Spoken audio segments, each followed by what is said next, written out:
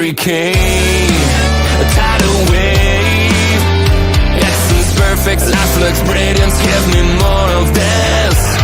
I'm out of control, about to blow, and I've been caught in the undertow. So toxic, but I can't get enough. You're burying me, burying me. Yeah, you're burying me, burying me.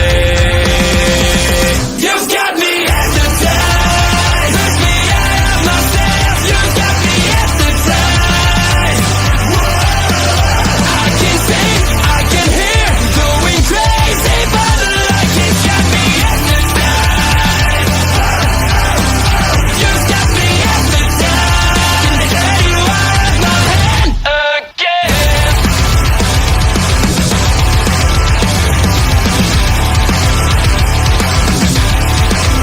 Is it wrong? Is it right? It's like I've won my final war without a fight. I'm out of control, about to blow, and I've been caught in the undertow. So toxic, but I can't get enough. You bury me, bury me. I know you bury me, bury me. You've got me hypnotized. Push me out of myself. You've got me hypnotized. I can see, I can hear, going crazy, but the light has got me hypnotized. You've got me hypnotized. And get you out of my head, get you out of my head again.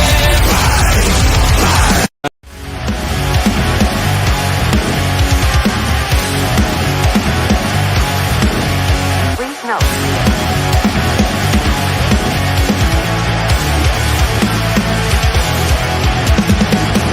Never gonna stop, never gonna change, never gonna do the things you say. I run my own way to get there. Things are calling and I don't seem to care.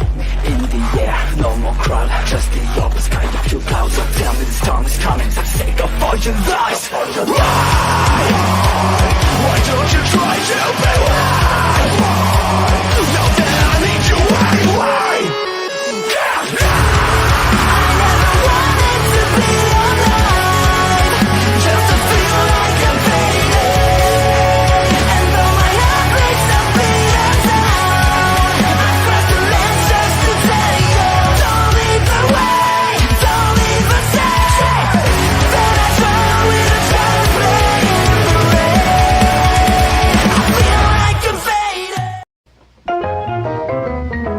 Now, 4 great ways to lose weight with thrifty new Plan. Is there water in your hairspray? There shouldn't be. Water takes the shape out of your hairdo. You need the water-free hairspray. Self-styling Adorn. Adorn's water-free formula puts shape into your hair and keeps it there. Actually holds up to twice as long. So put shape into your hairdo and keep it there with the water-free hairspray. Self-styling Adorn. Well, how do you do, sir? I understand this is your first taste of Carling's Black Label beer. Yes. And, sir, what is your reaction? Well, I like it. Good. Perhaps you can be more specific. How would you describe the flavor? I like it. Good. Light? Yeah. Dry? Yeah. And what else? I like it. Good. And the quality of Black Label? Oh, I like it. Good. Would you say it was high quality? Yeah. Or top quality? Yeah. Yes, sir. It's premium quality at the popular price. I like that, too. Good. And now, sir, see all those people out there? Where? You, sir, have been co-starring on TV with everybody's favorite Carling's Black Label beer. Oh, you don't say. Mabel, Black Label. Hi, Mabel.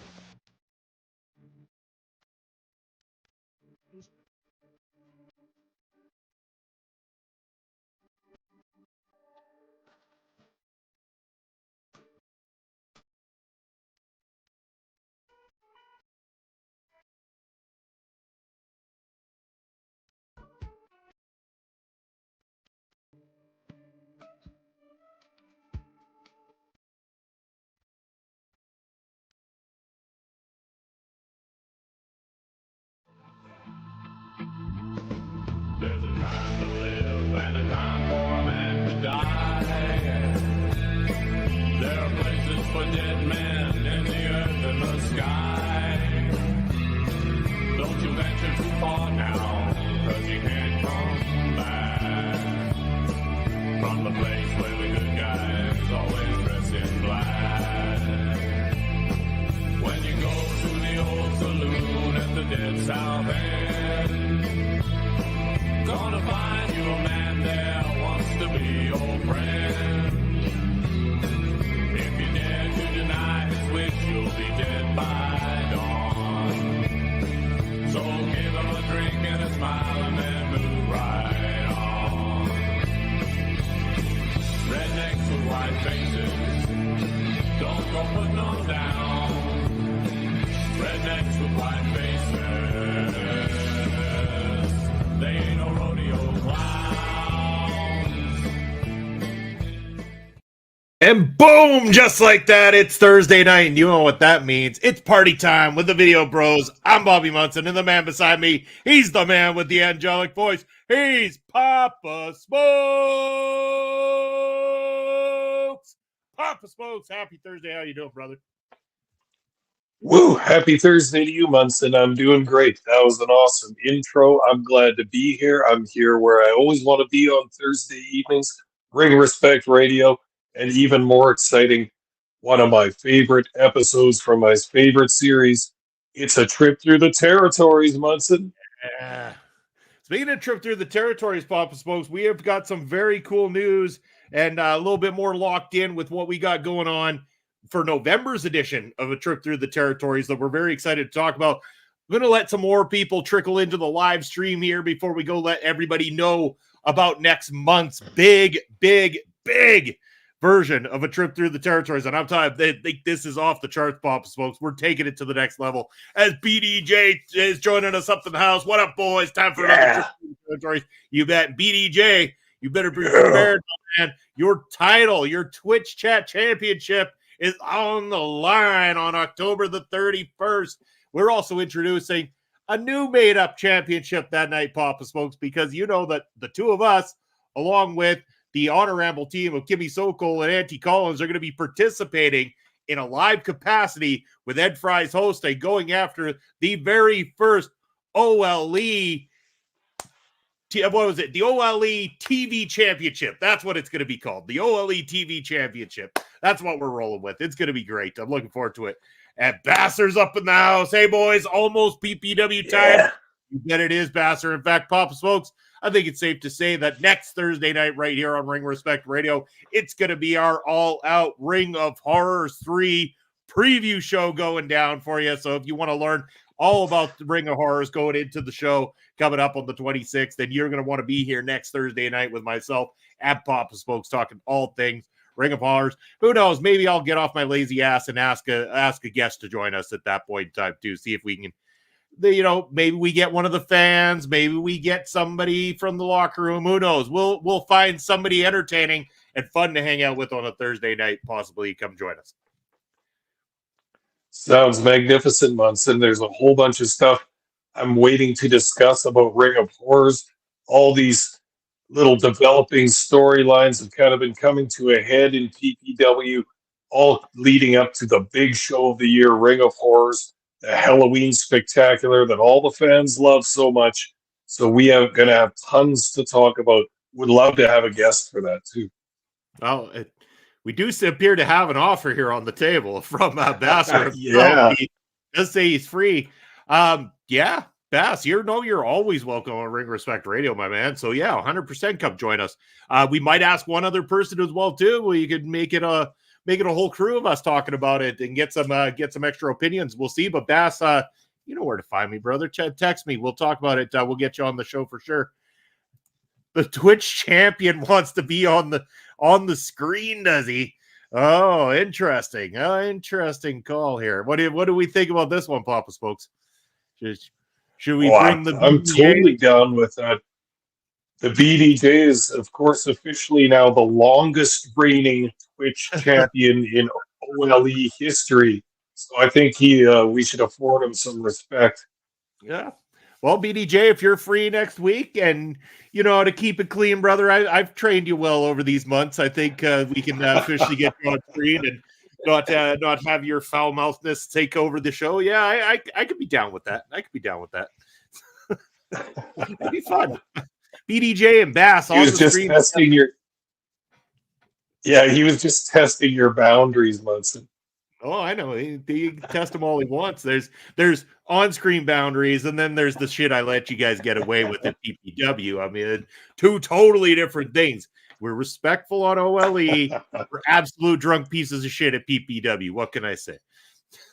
But it's going to be a wild ride. But Papa Smokes, why don't we tell the chat right now? We will tell them at the end again, too. This trip through the territories is going to the next level. So you're going to be able to join if you're in Saskatoon on Thursday, November the 21st at 7 p.m. Louis Pub on the U of S campus in conjunction with the University of Saskatchewan. Papa Smokes and I are going to be live doing Ring Respect Radio's Trip Through the Territories. It is going to be the Trip Through the Territories, the Saskatchewan territory, all about the history of wrestling here in Saskatchewan. We're going to talk a lot of different things. We may have a guest lined up joining us through the live broadcast as well, too. There's a lot of cool stuff going on with this particular show. We're going to have a live audience there, Papa Smokes. We're going to be doing this to also get out the word of all this wonderful material that we've got at our fingertips here in Saskatchewan through this library of great material that was donated to the archives at the University of Saskatchewan. Some of that stuff we're going to be able to show you all on screen as we go through it. We're going to have digitized versions of some of this material. But the best part is if you join us live to help support this, this could be, something that might not be a one-off even for that matter. We would love to work closer with the local university to, educate and bring our live show to a live audience here in Saskatoon. I think this is a great opportunity for the both of us. Oh, very exciting for us on the Ring Respect Radio podcast. And it's kind of like we're going legit in a way, Munson. We're going the route of academics and then the formality of the university. But they've been just so nice about negotiating this whole thing. They're the people from the library are giving us free reign to all the material. They're giving us basically free reign to talk about our topic, and I'm just very thankful about it. It's a very cool opportunity to spread some knowledge about pro wrestling and its history in this province. And it also will talk a little bit about its present as well, because we have our fingers in that pot a little bit as well. So it's going to be an awesome time. We'll have some people with us. We can have a beer in Louis and talk on the stage there. I can't wait. This is going to be fun, Munson. It really will be, because again, we do these streams every Thursday night, and we're doing them remotely every single time. It'll be fun to be in person, to be able to have a beer, myself and Pop Smokes live on screen or live in person. Again, Bass, BDJ, anybody in the Saskatoon area, and this will get announced properly through social media, across the PPW channels, across OLE's channel, and across our own personal channels. But you'll be able to join us in that live capacity, ask questions at the end, all that kind of wonderful stuff. It is going to probably be a longer, more extended episode of Ring Respect Radio. So look forward to it. Come out and support it.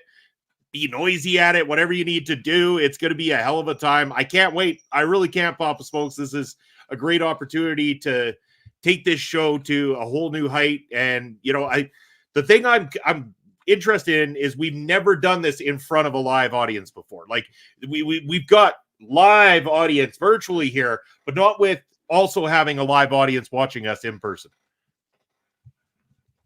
Yeah, breaking new ground, and this will be cool.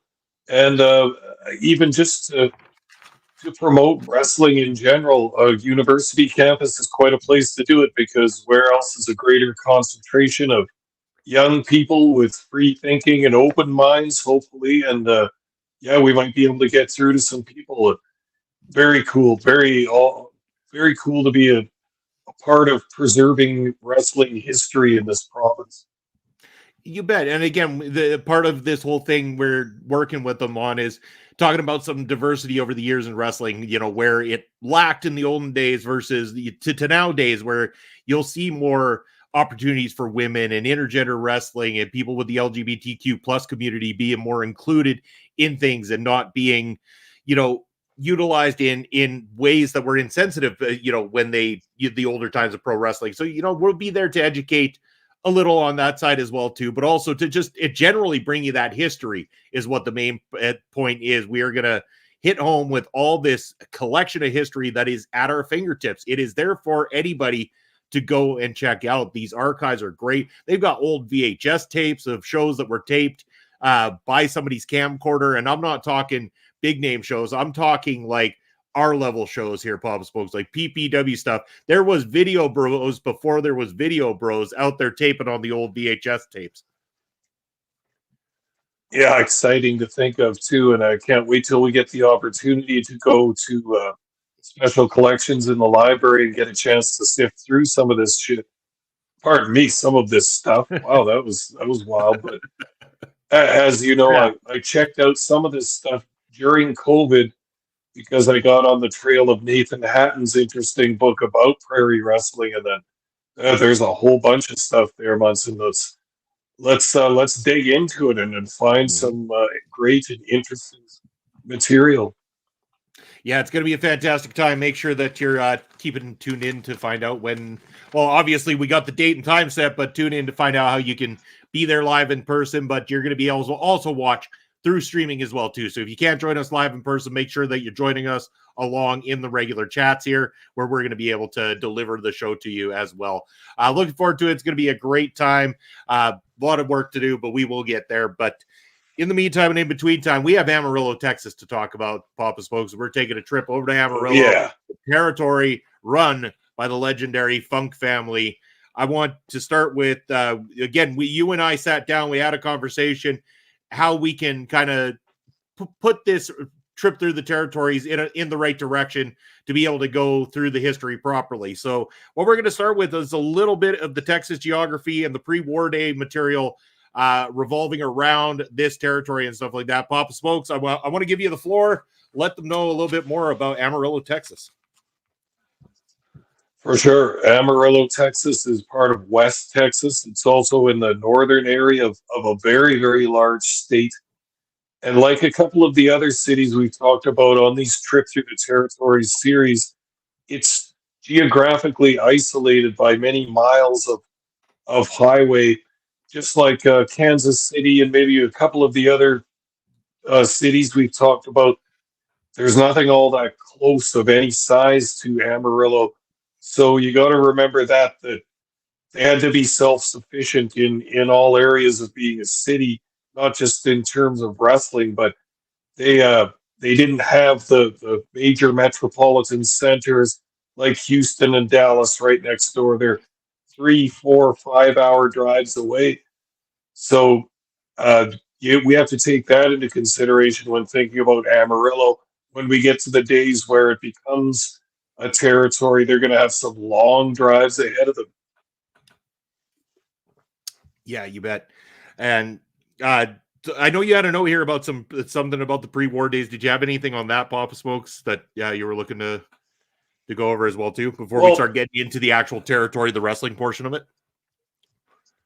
Oh, for sure. Just to bring up, just to lay the foundation for it. Again, this city was like many other cities. There wasn't a constant promotion. It was kind of a shifting business. Certain businessmen would invest money into throwing a series of wrestling shows or maybe one big match, and then they would head on to the next town. So Amarillo only had whatever was kind of locally produced here and there throughout from 1914 up until the mid to late 40s. Kind of, it was like that. A lot of people, wrestling historians and fans, will call that the Carney era, right? It was a lot different than the wrestling we watch now. Excuse me. A lot of it was closer to UFC fighting, or what they called shoot fighting at the time. Some of those matches being worked to a certain extent, some of them not being worked to a certain extent. Various promoters did it in different ways, but all of that was the before it was actually organized into a territory. There was a good 35 years of of separate promoters throwing shows, throwing batches of shows, and then moving on to the next city. So it never got to grow its roots in the Amarillo area until Cal Farley and a few of the other promoters started to actually put time and money and effort into establishing Amarillo as a home territory or a home based territory, so to speak, where wrestlers could do weekly shows and would just be the early days of TV and radio at that time. And then the guys could go out on the road from Amarillo and come back there for their TV at the end of the week, just like many other territories work. You bet. Yeah. Now we're going to go into talking about, the territory itself a little bit more forward. Before we do, though, and I made this note here and I wanted to ask you because, of course, we're going to talk about how the company being basically the territory, or particularly the individual, the Central State Sports, as it was called, Central State Sports Wrestling, being purchased by Carl Sarpoulos from Dory Denton. And I started to ask myself, is Dory a popular name in Amarillo, Texas, or in particular in the Texas area? Because again, you're talking Dory Denton, and then you get the involvement with Dory Funk Sr. Of course, then he chooses to call one of his sons Dory Funk as well, too. So I'm assuming Dory was a very common name at the time in that particular area. Well, I don't know. I think it's kind of a coincidence. In fact, the Funks weren't from Amarillo. I mean, Dory Funk Sr. was from Indiana, and he had gotten his start in shoot style grappling there, and then started to kind of blend into what we know as pro wrestling or catch can style up in Chicago. And I think that's where Dory Funk Sr. really started to hone his skills working with. He ended up working with a bunch of the famous wrestlers from the day. Excuse me, had matches against Gorgeous George, Lou Thez, and the like, Dutch Mantel, all the famous grapplers of the day. That's where Dory Funk Sr. learned the wrestling business very, very properly, because he was to become such an important figure in pro wrestling, in the whole broad history of pro wrestling in years to come, because of the great start he got at not only wrestling in Indiana, but up in Chicago, working for major promoters there, doing pro wrestling style. That's where he got his real golden education, started to become a big wheel in the wrestling business. Okay. Makes a lot more sense for sure. So coincidence only then. So that note I did make, 1955, Central States Sports, right? Western States Sports Wrestling, as it was called. Yeah. Right, tongue twister there. That one there was in 1955, purchased by the kind of a semi-retired Carl Sarpoulos in terms of his in-ring days. He purchases it, and that's when he brings Dory Funk Sr. into not only the territory, but he offers him the opportunity to buy into the company as well, too, become an owner, as well as booker and wrestler at the time as well, too. So 3 hats that Dory Funk Sr. was wearing during this transition into the territory. For sure. And then that's how we get our answer to the question, what brought Dory Sr. down to Amarillo? Well, that's a pretty good opportunity if you're a guy in the wrestling biz, right? Especially if you've only been a performer up to that point. You get somebody offering you shares in a whole wrestling promotion, a new fledgling company, which hasn't been proven yet, but what it needs is some star power and some couple of good wrestling minds down there. With Dory Sr., that's exactly what they got. And he was to forge his name and identity all over the wrestling business through Amarillo, particularly, as you mentioned, being a guy in the office, a booker, talent, talent relations, as I'm sure they didn't call it that back then, but all of that stuff for the one company, and then just excelling at that so much that his reputation was built very quickly. And as we've talked about in a number of these Trip Through the Territories episodes so far, it really does seem to be a pattern that the most successful promoters were deadly shooters beforehand because they had to have that respect and that reputation a little bit that people wouldn't screw them out of their money, screw them out of their venues and their bookings and all that kind of stuff.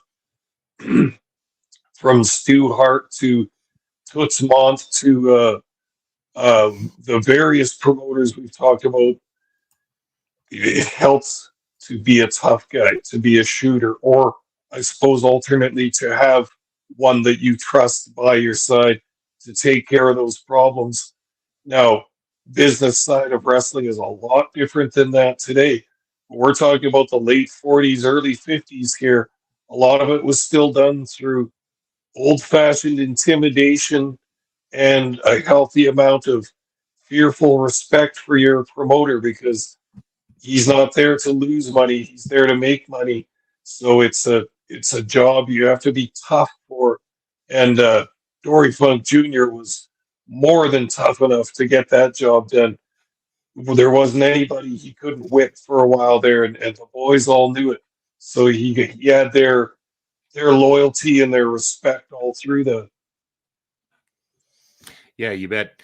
Sarplis would then go on to become president of the NWA, elected in 1962. So then Dory kind of became a little bit even more involved kind of at this point in time too. It was more his business than anything.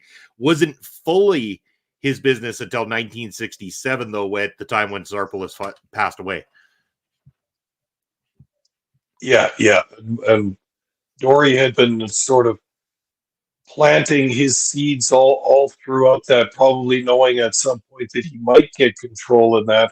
I think him and Sarpolis sounded like they had a pretty amicable relationship business-wise, but once Dory Funk Sr. was the sole owner, or I think he might have had a couple of small shareholders on the side too, but once he was majority owner, he could really spread his wings and take over all the control that he wanted to over that promotion.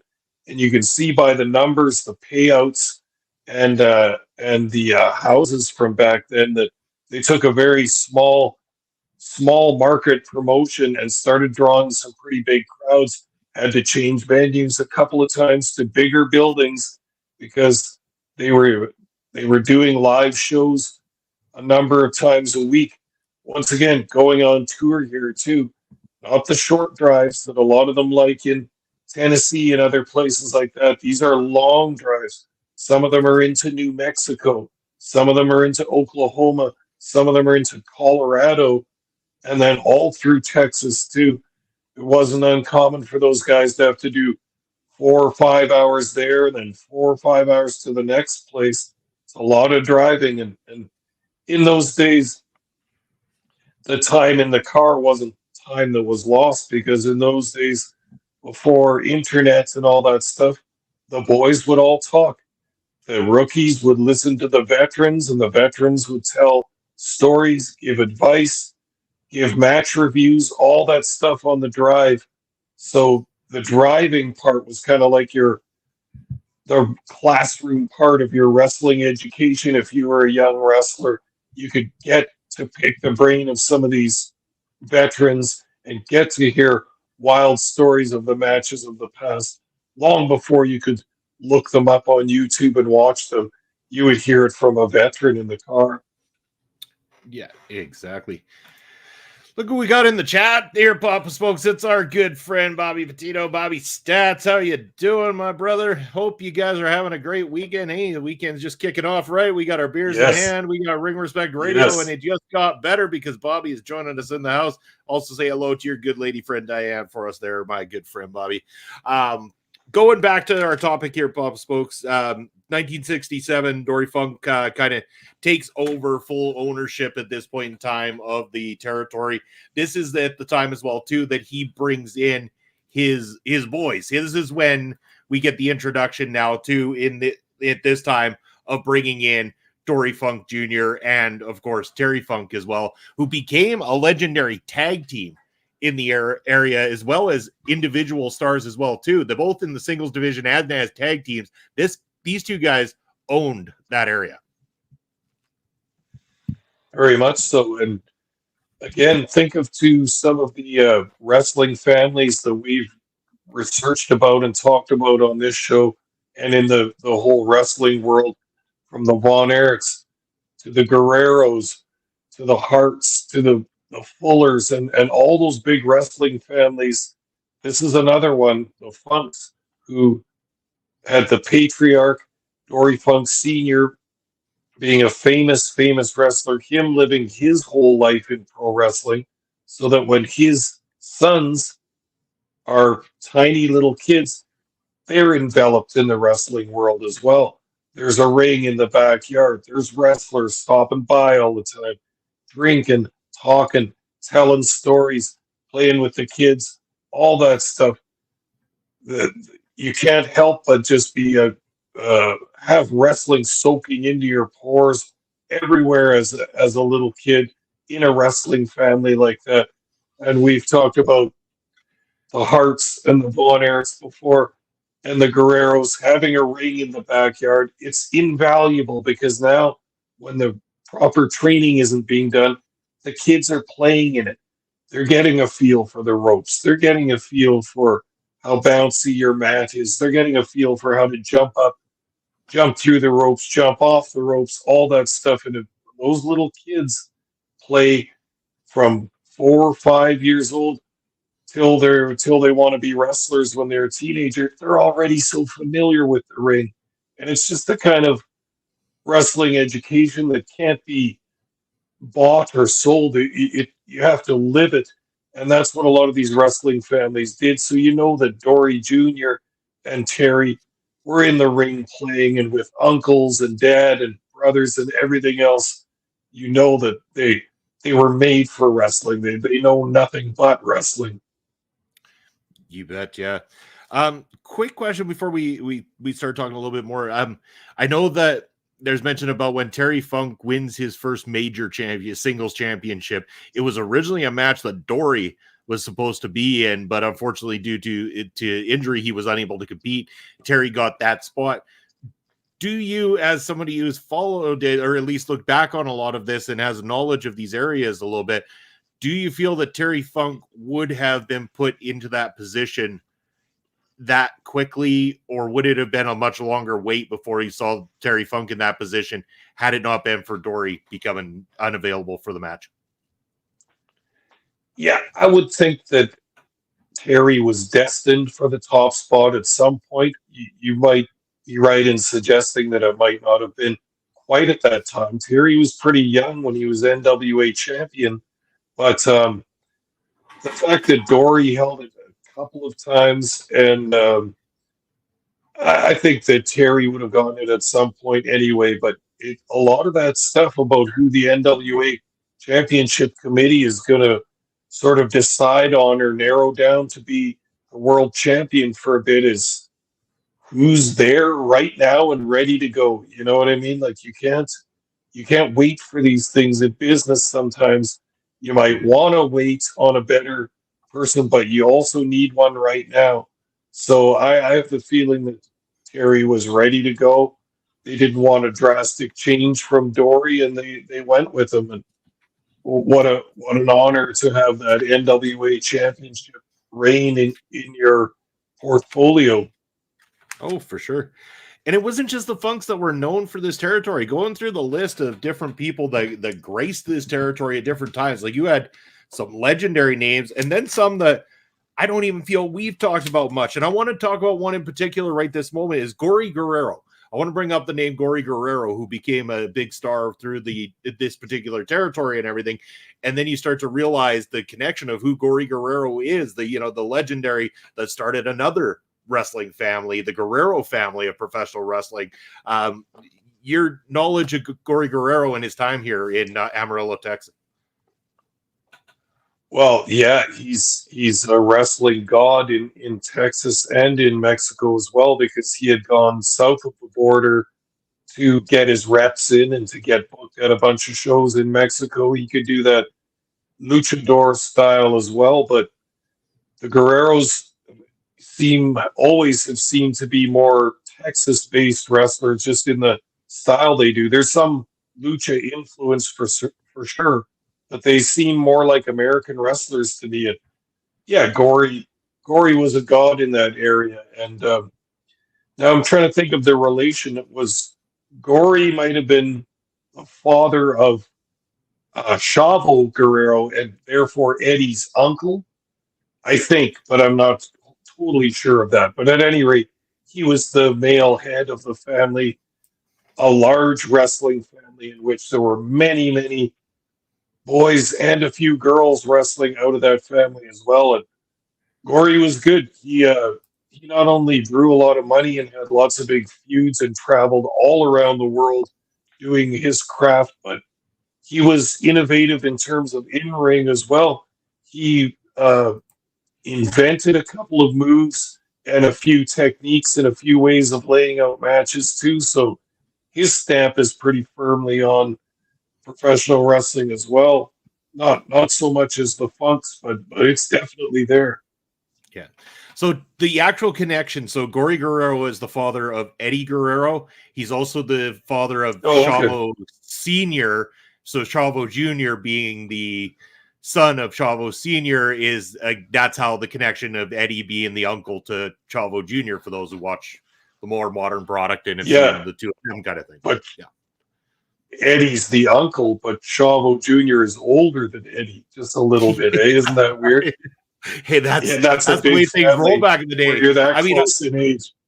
Yeah, like I actually had a buddy when we were kids who his nieces and nephews were all older than him. And in fact, their kids, his nieces and nephews' kids, were older than what he was at the same time. He was one of those really late oopsies that came along. So that's sorry to interrupt, boys, but I gotta say I've watched the Wrestling with the North documentary starring our leader, the Mexican Devil, probably 10 times now since your suggestion last week, and it's truly great.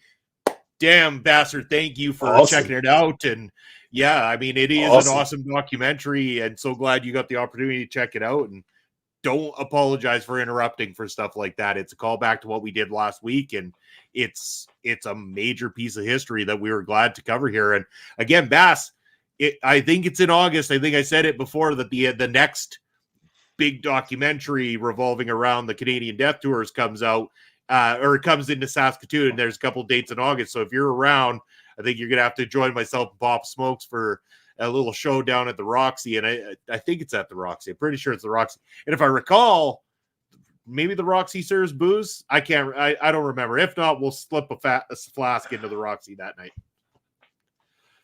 Yeah, it's been a while since I've been there, but yeah, they might. But at any rate, let's go and let's make an evening of it. It'll be fun. Yeah, get the boys down, and we'll head on down to the old Roxy Theater there for a night out. It should be a good time. But glad you watched it. That's a great, well put together documentary, and looking forward to seeing the next big one that they do to talk about these death tours, because they're a great part of our history. So going back to the territory here again, Pop Smokes. Of course, Gory Guerrero. Some of the other names, I'm gonna flip through some names I wrote down from a list that I saw here. I know there's even more than what this is, but there's also some names in here people will recognize, some that they won't recognize. Even I kind of went through the list, like there's surprisingly some names that we have not talked about here on Ring Respect Radio at this point in time that grace this area. So I'm going to say them, and then anything that stands out to you at the end, I will go through it at that point. But I've got written down here, we got Bob Backlund, Killer Tim Brooks, Cyclone Negro, Ted DiBiase, obviously Gory Guerrero we just mentioned, Swede Hansen, Rip Hawk, obviously Judo Gene LaBelle, who we've talked about on the show here, another one that graced this territory. Wahoo McDaniel, again, another name we've talked about. Sputnik Monroe, Pedro Morales, Dick Murdoch, Thunderbolt Patterson, Harley Race, Dusty Rhodes, Ricky Romero. I probably wrote this down wrong, but Mercedes Solis, I think, is the name that was written down, but this is actually AKA Tito Santana for those who grew up with WWF in the 90s. Dennis Stamp. Did I get that right? Man, my handwriting sucks. Yeah, Dennis Stamp. He's a beauty. Perfect.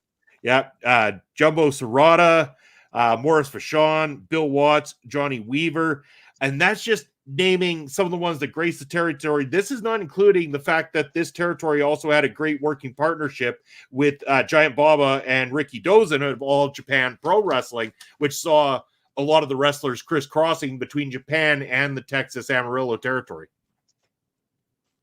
Well, yeah, that's going to be a big topic to discuss here too, because that made that relationship with All Japan and Baba was one of the things that made the Amarillo territory financially stable and able to survive, was those massive tours that the boys went on all the way over to Japan, and this was all the brainchild of Dory Funk Sr.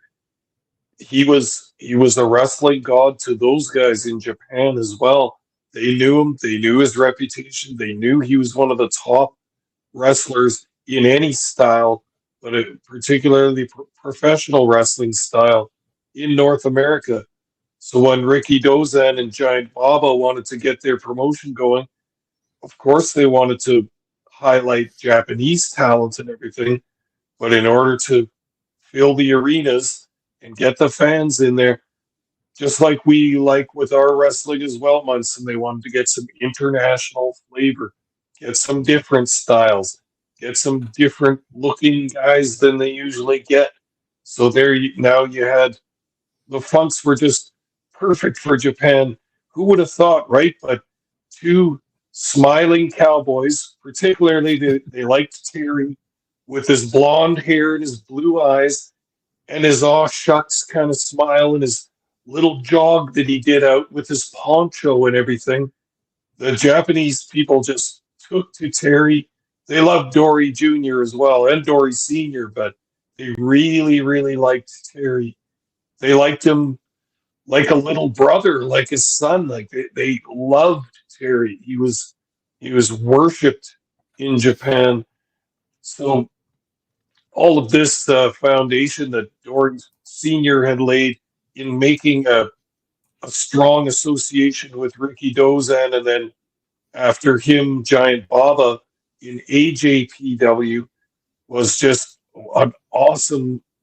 This is like the original Forbidden Door, so to speak, because now they can trade talent, and so a lot of those Japanese stars were chomping at the bit to get some experience in America too, because they know it's a big wild land of all different kinds of styles. So, like you had listed off before, there were some quite top Japanese talent that came to a small city like Amarillo as to start their tour and to work for the Funks, including Jumbo Shiruda and Tenryu and a few of those other awesome stars from the 70s and 80s.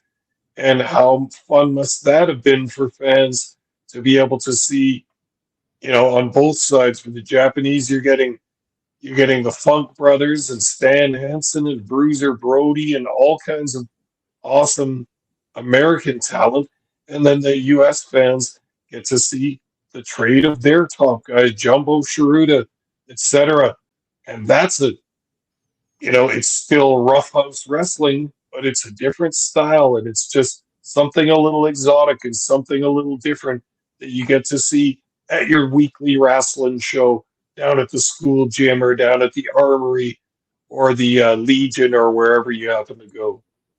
Yeah, and I could only imagine, when you talk about Amarillo, Texas, not being anything major and stuff like that, to have this mystique of these wrestlers coming over from Japan, the announcement that you've got these names coming in from Japan, just the aura and mystique that would be around those particular individuals at the time coming into this territory must have been outstanding for the fans in attendance at these shows.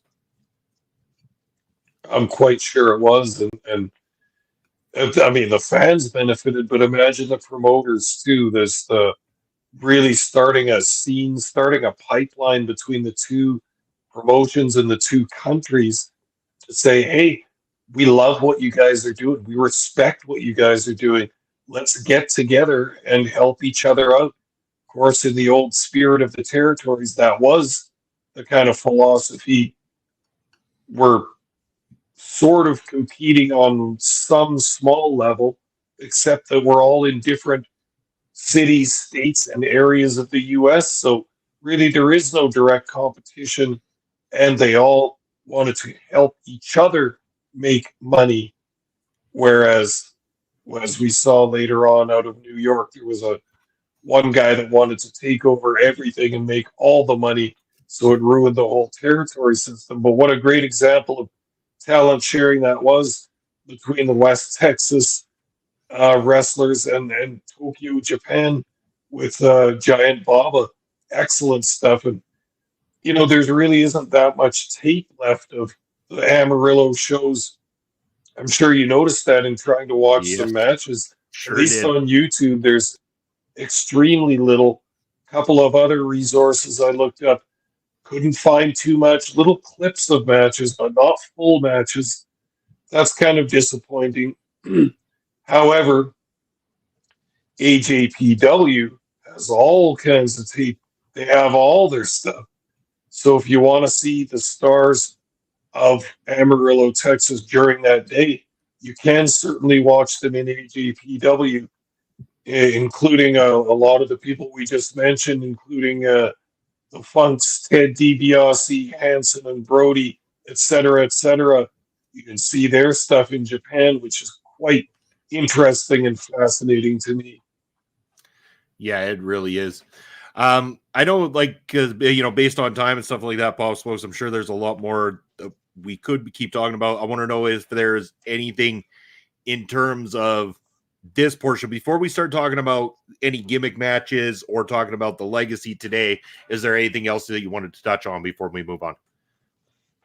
Yeah. One quick thing too is that talking about pipelines of talent, I was reading a thing about it's called West Texas University, and they have a smaller university there. Now I'm not actually sure if it's in Amarillo or just in that West Texas area, but that was a pipeline of talent towards wrestling. They had a football program there, which was very well coached and very rigorous. And they had a whole bunch of those football players came to be professional wrestlers, partly through Dory Funk Sr. and the Funks Association with the West Texas football program. Of course, Dory had also played there, and so did the boys. But some of the wrestlers that came out of that, we've already talked about Dory Jr., Terry, Stan Hansen, Ted DiBiase, Tito Santana, Tully Blanchard, and sometime Dick Murdoch as well. So, I mean, look at that. All those guys are in the Hall of Fame. They all came from the same football program at the same university. And I realized that part of that is that Dory Sr. had his toe in that pool and watching for good athletes and watching for big guys who he thought had that killer instinct that might make good wrestlers. It's also testament to their good training and strong football program that they turned out quality athletes like that could just make a little shift over from football into pro wrestling, as many pro wrestlers have. Yeah, exactly. Anything that you had down for gimmick matches? I, in particular, for the gimmick matches portion of this, Pop Smokes, when I was looking, it was the Bare Knuckles championship that exists, the Bare Knuckles fights that they would have. This was something that really interests me, and we've come across this on a couple territories now. I am very interested in Bare Knuckles championships because this comes across more like, a little bit of that MMA type of fighting and stuff like that, getting down and dirty with being able to actually get in there and box and fight and show off some of those chops that especially a lot of guys in this territory definitely had back in them. Yeah, and I think it sounds a little more exotic than it is. I think what it more or less was like a pro wrestling lights out match or no disqualification type match. It would be a more blood and guts hardcore kind of match, probably with some gimmicks and all that too. But that belt actually got some integrity along the way and lasted a long time. And a lot of top U.S. wrestlers held that, including Johnny Valentine and Fritz Von Erich and a few other big names in the business. So that was just part of the reputation of they wanted, that the Funks kind of wanted that reputation around their territory of being a wild west and the rough and tough business. So the brass knuckles title was definitely part of that. You had to be a tough guy that could hang in that territory. And then of course Dory Sr. also invented the Texas Death Match, which is a very, very famous match, still used today. They've had them on TV recently in Mhm. Tony Khan's TV show, and of course the MLW. rules the rules have changed or been modified throughout the years and everything. But basically, one of those matches where when you go down, you have to be able to answer the bell in a certain time, or else you lose the match. It's almost like a predecessor of the I Quit match or something like that. And then they also had German Blood match was the other one I heard about too. And to win the match, you would have to bloody your opponent and then take a special handkerchief from the referee. And you had to soak some of your opponent's blood in it, and so enough so that it could be shown, kind of so similar to a first blood match of something like that, but in a more primitive form. I found that a pretty funny one too, and that's all Dory Funk Sr., the promoter too. He was a genius at booking and making kind of some of those fun gimmick matches, using them sparingly, one or two a year back then, so that you could build everything up to that and get a full house for those specialty matches. Yeah, no, well, that it sounds quite interesting, especially being able to take your opponent's white flag and turn it into a red flag to finish the matchup. It's quite awesome there. So I know we're coming close to the end of the show here, Pop Smokes. I did want to talk about a little bit of the legacy today. I want to give you a chance to talk about that. I did want to mention that in looking into today's Amarillo, Texas territory, I can only really find Top of Texas Pro Wrestling, and a shout out to Top of Texas Pro Wrestling for continuing wrestling in the area. It's Astrid saying hello to us. Hey, Astrid. Thanks for joining us here on the show. Appreciate you. And yeah, so Top of Texas Wrestling, go check them out. I know they're on Facebook. I got to do a little bit more research, see if I can find some of their work in terms of a modern day promotion anyway. But talk a little bit about the legacy that the Funks have left in the Amarillo area. For sure. I'm not even all that caught up on what's going on there now, but I know that from the foundation that the Funks laid in the late 70s, early 80s, wrestling has run quite consistently. I think they've had a couple of 1 or 2 year periods since then where there hasn't been an active company, but there is a basis for having a strong wrestling audience in that city, and there always has been. So I think like one of the big legacies of Amarillo territory wrestling is just Dory Funk Sr. Like, I can't emphasize enough how important he is to professional wrestling as a whole. A lot of people say if there had been no Dory Funk Sr., there wouldn't have been anything after that, because he was so integral to the opening up of pro wrestling in the U.S., in the southern states there, and establishing it throughout Texas and some of those southern leaning states. But not only as a promoter, but Funk was a big star as a performer, pardon me, and then as a trainer and a booker and a creative mind. He's one of the big players in the history of wrestling. He trained so many of the greats from his time and from the next generation after him, and then he inspired and influenced so many bookers after him, all the top bookers, most notably Eddie Graham from Florida Championship Wrestling, who we've talked about on this series, Trip Through the Territories. Eddie Graham, known as one of the top bookers in wrestling history. He learned it all from Dory Funk Sr. He idolized Dory Funk Sr. He used a lot of his tricks. So Funk, just even in his training and his booking ideas, his philosophies about setting up shows and setting up cards and doing wrestling business. And then, of course, his sons, who became even more well known and popular wrestling performers that he was.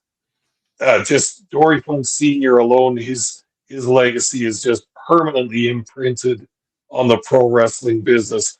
Can't emphasize enough how much you should look into that history. To any of you fans who want to start forming the uh, the the pillars of wrestling's history in your mind, Dory Funk has got to be one of those. Watch some of his old matches and read about him. It's super, super interesting. Business never would have gotten off its feet like it did without Dory Sr.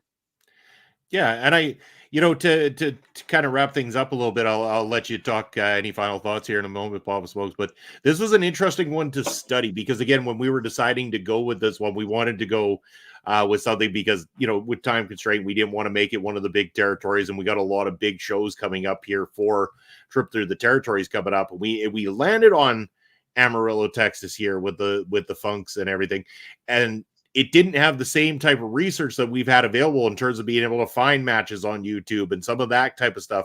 So it is limited to the bits you can find online, whether it be between Wikipedia or between some of the articles that have been written. There's a lot of a deep search that could be done to find the information that you need online, but it does take a while. But what a very interesting territory. The Funks are legendary in every sense of the word. I can't even put them over any more than you have already, Papa Smokes, and their importance to professional wrestling. I found this very intriguing and interesting to do the research where you have to sit there and you have to read. This is more reading based than it's ever been before, but a lot more rewarding than it's ever been before, too. Yeah, very well put, Bob. And my one regret about this research is that there isn't much to watch. There isn't much tape left.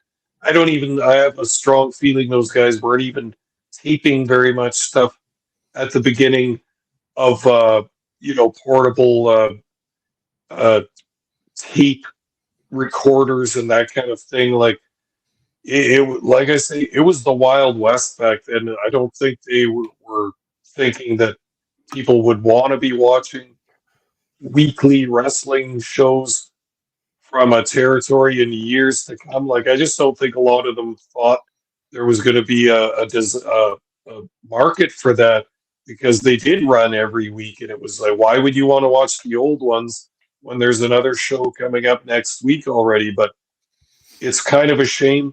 Maybe there's some that we haven't found yet. I was hoping we could watch a match tonight, but the stuff I watched, a lot of it was just short clips, and there was a bit of a TV show, but it wasn't really doing it. So that's too bad. That there's so much history that I would like to watch out of that, but there just isn't any tape. Yeah, it is unfortunate, but at the same time, hopefully that through opportunities like this for fans like us getting to come forth and speak about it and document it in this way, it gives another opportunity for people to get interested. We hope we've educated the live audience or anybody who's watching on replay down the line that comes across this and wants to then go do more of that research to learn more about it. Let's keep those memories alive because there's a lot of great things that we need to keep out there about the history of professional wrestling. And that's what we aim to do here with the Trip Through the Territories. So any final thoughts that you have on this one, Papa Smokes, before we kind of talk about what's coming up and get to our final farewells here? Yeah, not really too many final thoughts. I think we got over all the major topics quite well. Just I would recommend also for people to not pass over some of these old territories, but look into them because there's tons of interesting stuff to be learned from a trip through the past, just as we're trying to do with this podcast. You bet. Yeah, 100%. So what we will is go ahead and let you guys know what we've got coming up here on Ring Respect Radio. So again, next Thursday night, if you weren't here earlier in the program, we're going to be doing our Ring Respect Radio's Prairie Pro Wrestling Ring of Horrors 3 preview show. We're going to be talking all about what's coming up at the Ring of Horrors for you, what you can expect. Hopefully you got your tickets, and if you don't yet, make sure to get them. There's still general admission tickets available through Glitch Gifts and Hunter's Bowl, but I don't know how many are left, and you don't want to be caught out, being that person who shows up thinking you're getting in the door, because not so guaranteed that you're getting in the door at this time. Make sure you have a ticket. That's your only guarantee into the Ring of Horrors. We're looking forward to it. But then a week from there, Papa Smokes, 1 week removed from Ring of Horrors 3, we're going to be having a blockbuster event here on Ring Respect Radio, as Ed Fries is going to be the host for WTF Do We Know About Wrestling Trivia Night on Halloween night right here. And man, have we got an interesting show. So not only will the Twitch Chat Championship be on the line, not only will the YouTube Chat Championship be on the line, but for the very first time, we are going to crown our very first OLE champion, TV champion, as we're going to call it, live and in person, because you're going to be there. I'm going to be there. Auntie Collins is going to be there, and Kimmy Sokol is going to be there on screen. The four of us competing for the right to call ourselves the OLE TV champion at WTF Do We Know About Wrestling. What a night that's going to be. Oh, hell yeah. I'm so excited about this. And we've always had a good time with the trivia night, but now getting some more Ole people involved, just having more people playing is going to be really fun, and interacting on screen, as well as all our awesome listeners that like to play as well. But the special TV title coming up, oh my God, Munson, you and I have kind of been set aside from the competitors a lot of the times because we're the hosts of the show. Oh shit, now we're in the middle of it, Munson, and it might be like the Royal Rumble, every man for himself, Munson, so you better watch your back. Maybe I want that gold around my waist. I'm going to try my damnedest, Papa Smokes, but I really feel like I might have some struggles here. I'm very good at pretending I'm knowledgeable when I'm asking the questions, but when I put on the spot, sometimes it doesn't turn out too well.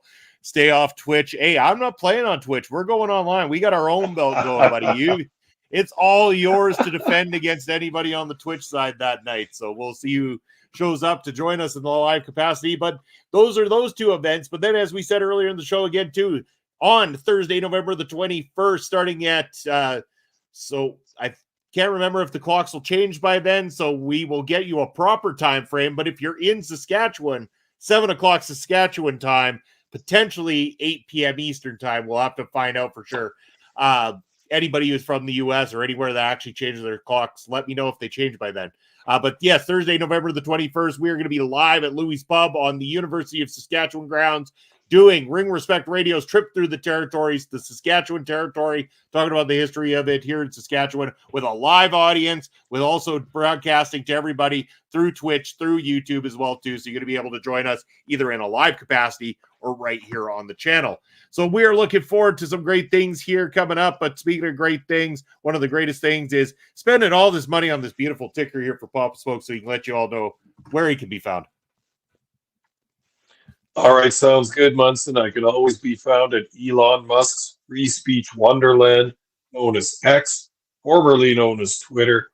I am at smokes_papa, and I can also be found in the land of champions, Twitch, at papa_smokes_. There we go. All right. And as for my ticker, there it is down below. I'm Bobby Munson. You can find me at Real Bobby Munson on the X, Instagram and Threads at Video Bros SK, and on Twitch at Video Bro_Bobby Munson. What else have I got going on? Well, yesterday I did a review of Terrifier 3. It is a spoiler-heavy review, myself and Astrid Pizarro. It's the latest edition of Killer Cuts, and I was in full costume there. So go and check it out. It's now available here on the channel. Yeah, it was fun. It's a little sweaty in there, but I think I'm going to make good use of that mask coming up. We're also going to be found this Sunday on Point of View, where I'm going to be joined by Ed Fries, potentially Andre C. as well, too. Mark Robson's out of town, but he's claimed he's already given us his picks for the NFL stuff this week. Maybe we accept them. Maybe we fuck around a little bit and teach Mark a lesson for getting all those easy points on us this last week. We'll have to see, but the only way you can find out is by tuning in to POV this Sunday, 11 a.m. Eastern time. And then, of course, by Saturday, yes, I don't want to forget about Saturday. So Saturday at 2 p.m. Eastern time, you can join myself and Ella J here on the channel as we're going to be giving our full review of the entire season that was Big Brother just wrapped up recently. So we're going to give you our insight as to all the different people that were on the show, what we thought of the winner of the show, and some thoughts on the other ones. Yes, we're reality TV show hosts now. We're going to do a whole review here on the channel. Ella J and I, we love Big Brother, so we're going to go ahead and give you a full review here this Saturday. So, yeah, going different, Papa Smokes. I got to branch out. You're a man of many interests, Munson. You still surprise me sometimes. Yeah, I try to surprise. This is what happens when you're a going on 42-year-old man with no kids. But that's all about me. What you can do though is follow all of my wonderful friends from across the globe here at our local establishment, coming out with great content almost every single day of the week. We've got something for you every day on YouTube, from our short videos, live content, and also long form content here. We've got music reviews, we got movie reviews, we've got wrestling reviews, we've got everything in between. We got Marvel Talk. Marvel Talk been killing it with the Agatha all along reviews since the season dropped. Wonderful, wonderful stuff. That's where you can find us across all social media, as well as YouTube and Twitch. Make sure to give us a subscribe here on YouTube. Give us a thumbs up, notification bell as always, and leave a comment. We're always checking the comment section. So yes, do that for us. We love all of you for doing it, and we will catch you in 1 week's time. But from myself, from Papa Smoke, we're out. Take care, everybody. See you in a week.